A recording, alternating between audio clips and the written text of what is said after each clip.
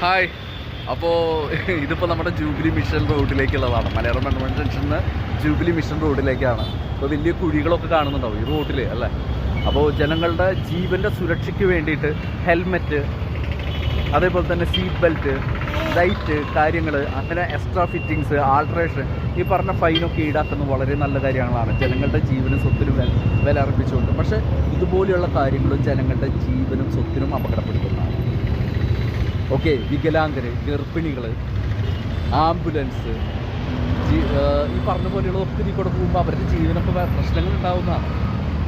അതേപോലെ തന്നെ ആരോഗ്യമുള്ള ആൾക്കാരാണെങ്കിൽ പോലും ഇതുപോലത്തുള്ള കുഴികളിലും കാര്യങ്ങളിലും ഒക്കെ വീണ് കഴിഞ്ഞാൽ അവരുടെ സ്പൈനൽ കോഡിന് പ്രശ്നം ഉണ്ടാവാനുള്ള സാധ്യതകളുണ്ട്. അപ്പോൾ ഗണേഷ്, അതായത് ഗതാഗത മന്ത്രി ഗണേഷ്, താങ്കളോട് കൂടിയിട്ടാണ് പറയുന്നത്, ഇതിന് ആർക്കാണ് ഫൈൻ ഈടാക്കുക?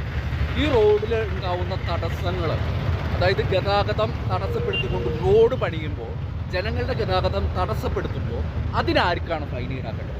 ഓരോ 6 മാസം കൂടുമ്പോഴും ഇവിടെ പണി നടക്കുന്നുണ്ട് റോഡ് റെഡിയാക്കാനായിട്ട്. ഇതിനൊക്കെ ജനങ്ങളുടെ തടസ്സങ്ങൾക്ക് ആർക്കാണ് ഫൈൻ ഈടാക്കേണ്ടത്?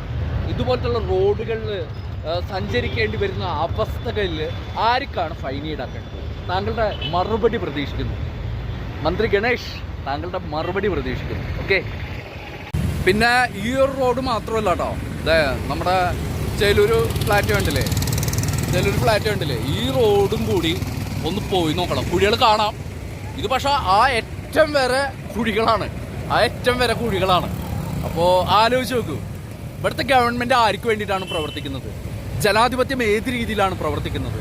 ജനങ്ങൾക്ക് ഫൈൻ ഈടാക്കുന്നത് അതേപോലെ തന്നെ ഇതിലൊക്കെ ആർക്കാണ് ഫൈൻ ഈടാക്കേണ്ടത്?